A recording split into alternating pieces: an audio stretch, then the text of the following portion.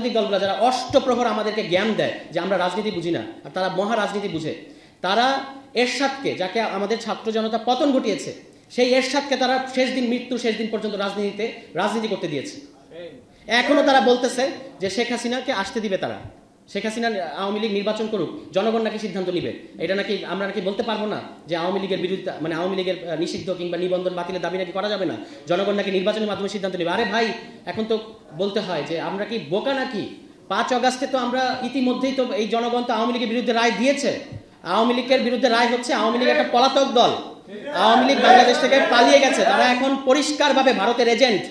সেই দলকে আবার নির্বাচনের মাধ্যমে নির্বাচনে এখানে এনে নির্বাচনের মধ্যে দিয়ে আবার আমাদের প্রমাণ করতে হবে যে আমরা আওয়ামী লীগকে চাই না।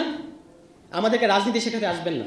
আপনারা 36 বছর ফেল করেছেন বলে 36 দিনের আন্দোলন সফল হয়েছে। আপনারা ভয় পান, তার কারণ হচ্ছে তাদের সামনে আপনাদের অতীতের ভুলগুলো পরিষ্কার, তারা ইতিহাস পড়েছে, তারা খোঁজ নিয়ে দেখেন।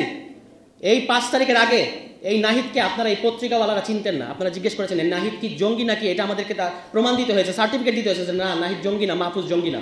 আপনারা খোঁজ দেন নাই, অথচ এই ঢাকা বিশ্ববিদ্যালয়ের বুকের মধ্যে তারা বসে বসে এই বাংলাদেশের ইতিহাস নিয়ে পড়াশোনা করেছে, আপনারা একটা খোঁজ দেন নাই। তো ঢাকা বিশ্ববিদ্যালয়ের ছাত্ররা পড়াশোনা করছে, বাংলাদেশের ইতিহাস নিয়ে পড়ছে, এই খোঁজ আপনাদের কাছে নাই। সারা বাংলাদেশের মানুষের ছাত্রদেরকে আপনারা কিভাবে চিনবেন? চিনতে পারবেন না।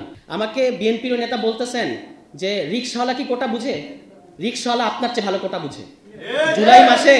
জুলাই মাসে এখানে ভাইরাল ভিডিও আছে, দেখেন। রিকশাওয়ালা বলেছে যে আমি রিকশাওয়ালা, আমার ছেলেও কি রিকশাওয়ালা থাকবে নাকি? এখানে আমরা কোটা থাকতে দিব না।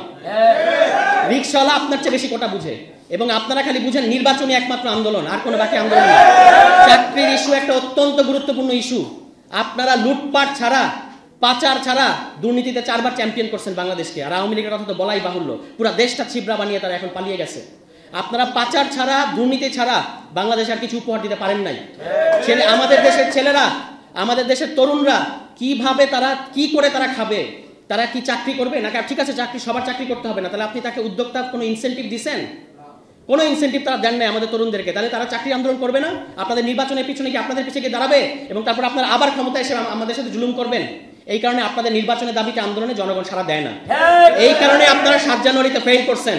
স্বীকার করেন আপনারা কেন 7 জানুয়ারির আগে যে দামি নির্বাচনের কথা আমরা বলি, আপনারা তো দামি আন্দোলন করেছেন। আপনারা দামি আন্দোলন করেছেন যে স্যাংশন দিবে আমেরিকা, এবং সেই স্যাংশনের ইয়েতে এখানে আওয়ামী লীগ করে যাবে, তারপর সুষ্ঠু নির্বাচন হবে। এবং আপনারা পরে অভিযোগ করেছেন যে ঢাকা শহরের মানুষজনরা আমাদের কেচি গেট খুলে দেয় না, আমাদের নেতাকর্মীরা দৌড় খাইছে, এবং ঢাকা শহরের মানুষের এত খারাপ যে তারা আসলে আমাদেরকে কেচি গেট খুলে দেয় নাই। দিবে না তো আপনাদেরকে কেচি গেট খুলে, কারণ আপনারা তো তার জন্য আন্দোলন করতেছেন না। তাহলে জুলাই মাসে অপরিচিত ছাত্ররা যখন রাস্তায় ডাকলো, মানুষজনকে, জনগণকে ডাকলো, এই ছাত্রনেতা আসিফ 2 দিনের ছেলে, তাকে কেউ চিনতো? সে যখন ডাকলো যে ছাড়তে হবে ক্ষমতা, ঢাকায় এসে জনতা, লক্ষ লক্ষ কোটি কোটি মানুষ কেন রাস্তায় নামছে? একটু পার্থক্যটা বোঝার চেষ্টা করেন। 36 বছরের বর্ষিয়ান রাজনীতিবিদ, একটু বোঝার চেষ্টা করেন পার্থক্যটা। এটাই হচ্ছে পার্থক্য। 36 বছর আর 36 দিনের পার্থক্য এইখানেই। এই 36 দিনকে অবজ্ঞা করে আপনারা রাজনীতি করবেন? আমাদেরকে আর মহড়া দেখায়েন না। ক্যাম্পাসে আপনাদের ছাত্র সংগঠনগুলা আজকে যে ধরনের সন্ত্রাস করতেছে, আপনারা একটা জিনিস মনে রাখবেন, এখানে আওয়ামী লীগের বিরুদ্ধে গণ অভ্যুত্থান ঘটার আগে ছাত্রলীগের বিরুদ্ধে ক্যাম্পাসে অভ্যুত্থান ঘটেছে। ছাত্রলীগকে আগে ক্যাম্পাস থেকে বের করে দেওয়া হয়েছে। সেরকম পরিণতির দিকে আপনারা যায়েন না, দয়া করে। আপনারা ছাত্র সমাজকে কোনো ধরনের হুঙ্কার দিয়ে এখানে রাজনীতি করতে পারবেন না। আপনি ছাত্রদল হন, ছাত্র শিবির হন, অন্য যে হন, ছাত্র সমাজের গায়ে একটা ফুলের টোকা দিয়ে এখানে কোনো ধরনের রাজনীতি আপনি করতে পারবেন না, এটা পরিষ্কার। এখনো হুঁশ আছে। আপনারা কিন্তু আওয়ামী লীগ হওয়ার চেষ্টা করেন না, কারণ আওয়ামী লীগ হচ্ছে অত্যাচারের একটা সিলিং।